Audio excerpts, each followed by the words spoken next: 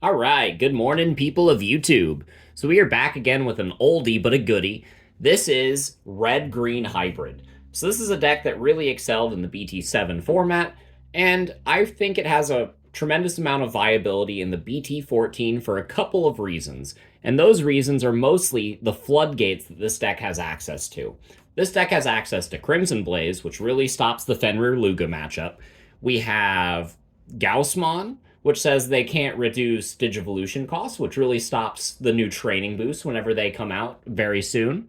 And we have the Solarmon from the Jessmon starter deck that allows us to put a stunt in Royal Knights, Blue Flare, anything that uses Mervamon.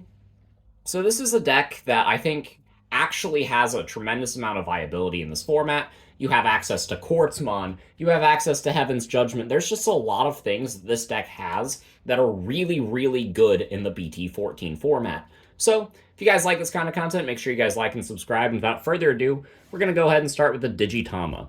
So the Digitama choice is basically dependent on if you want to play the promo Guilmon or not, and how many floodgates you want to play. If you decide not to play the promo Guilmon, you should be choosing some amount of the Kabuterimon or the Demimera. That gives you extra DP whenever you're attacking your opponent's security or if you have a tamer, respectively. And this will allow your rookies to survive extra checks. You combine these with the buffs from cards like Taiga, and your cards can actually get pretty decent, especially with how many boosts are going around in the BT14 format. Your cards already have a decent chance of living, and this kind of improves those odds. If you do decide to play the promo Guilmon, you should be playing 4 copies of this EX2 Gigi, because this card plus the promo Gil is a draw 2 whenever you swing, and that's pretty fantastic at helping you see your pieces. And generic draw can help you get into cards like Quartzmon as well, so that's really fantastic. So yeah, eggs are pretty diverse. The rookies are pretty diverse. Gaussmon is absolutely fantastic at stopping the new training boost, like I said.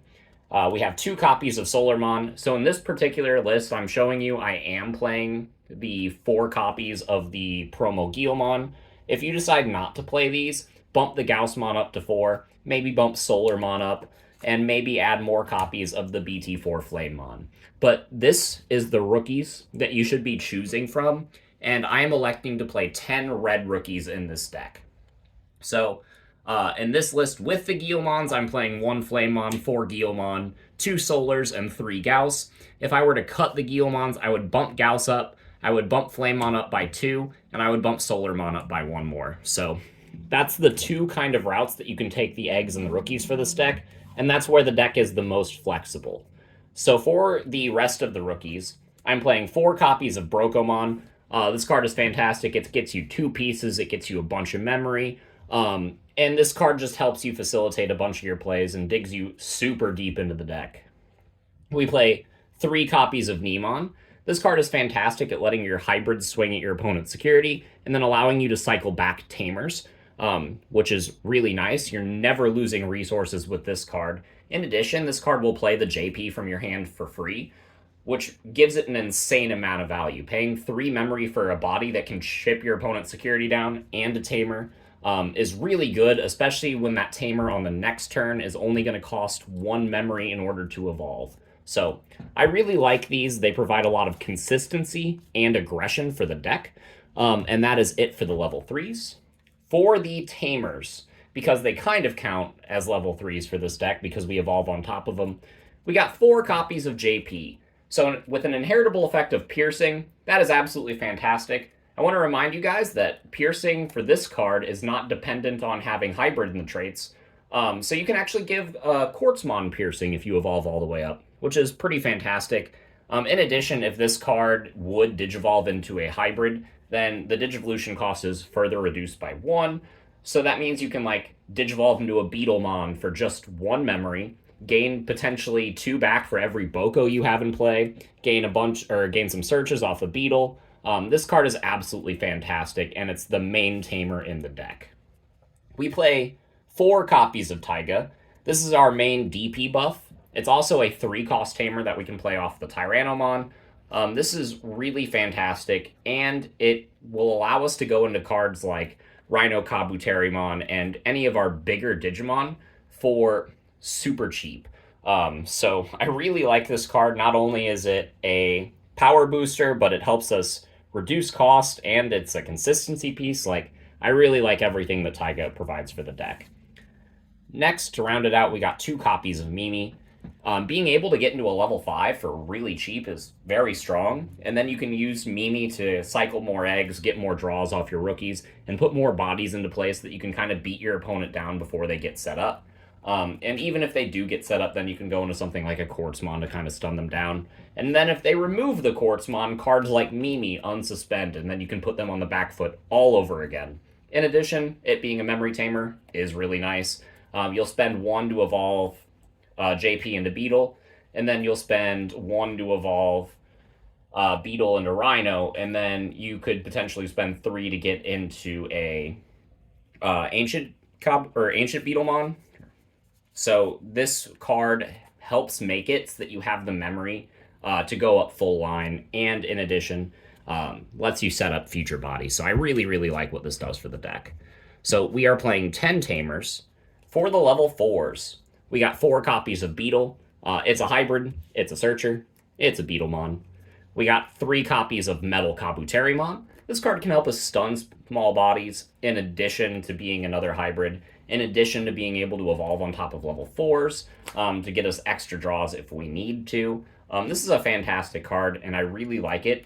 I don't think that I need 4. I think 3 is the perfect number, giving us a grand total of 7 hybrids for our line.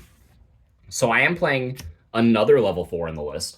I'm playing 2 copies of the Tyranomon. So this is a red-green card, so it can evolve on top of our rookies if we need it to, which is fantastic because its effect to play a Tamer card with a play cost of 3 or less from our hand is a on-play and a windage evolving effect. So most of the time I'm hard slamming this card for 5 and throwing down a Taiga with it. This card can also play JP.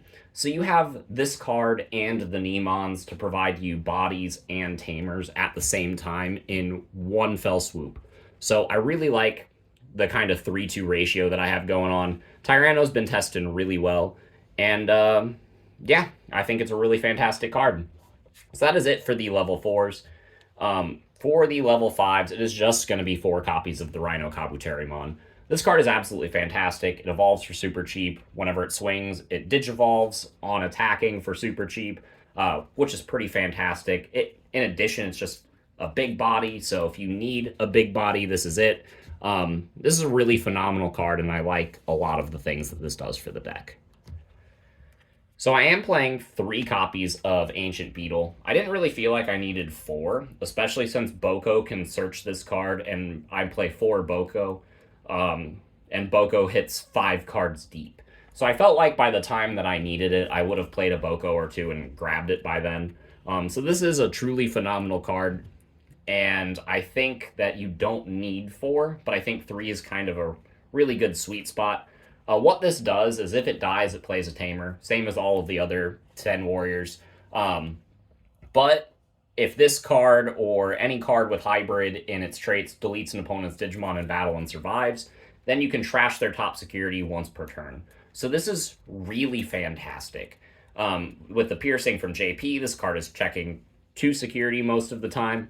You can use cards like Taiga to bump this card up super beefy to even put decks that have DP buffs on your turn on the back foot. I really like this card. And it's a really phenomenal level 6, and I kind of wish it got more support, to be honest with you, because this card came all the way back out in BT7. So for the level 7s, we just got the 2 copies of Quartzmon. I didn't want to play any more than this, but you definitely could if you choose to.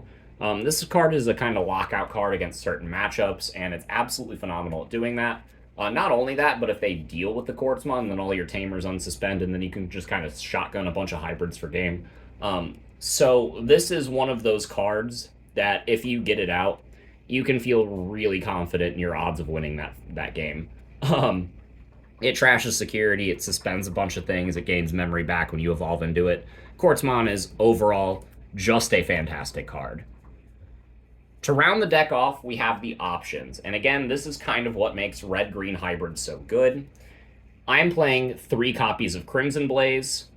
This card really puts a stunt on Bloomlord, Fenrir Luga, Royal Knights. Like, this card is just absolutely fantastic into this meta. It's just a really good card. Not only that, it just blows up a bunch of bodies, so it can save you in security. Yeah, this card just increases in value this next set as far as the amount of times that people play this. Like, if you wanted pre-release stamps of this card so that you have foil, I think your time is running out because this card is going to see a tremendous amount of play. I have a single copy of Gaia Force and a single copy of Heaven's Judgment to round out our option package. These are just fantastic forms of removal, especially with ace cards being entered into the format. That overflow is really going to bite them in the ass if they swing into these or if you cast one of these from your hand. I really like Gaia Forcing a Metal Garurumon ace, and then having the Gaia Force only cost 4 memory. Instances like that just come up quite a bit. Not only that, but these cards can save you in security if you need them to. And, yeah, I just think they add a nice amount of versatility and kind of round out the deck. So something that you could choose to could choose to include in this deck, you could choose the Atomic Inferno. You know, that card that gives a hybrid Digimon extra DP, extra security, and then says if they block it, you gain 3 memory. I didn't find room for that card, to be honest with you. It would be in here at 1 or 2 copies, but I felt like it was the least important card in the deck, and I didn't want to cut down on anything else, because believe it or not, this deck is actually really tight on space. But yeah, there's a lot of player innovation and a lot of flexibility in this deck. If you are looking for a deck to really personalize and make your own, I highly recommend this one because there are a lot of different choices that you could make. Basically, as long as you're playing the hybrids, the Gaussmon, and the Crimson Blaze, with the Quartzmon, you're pretty set because you've got an anti-meta deck right here that has a lot of ways to rush the opponent down before they can deal with it. So yeah, again, if you guys like this kind of content, make sure you guys like and subscribe. Make sure you guys let me know what you thought in the comments down below, and we will see you all in the next video. Bye, everyone.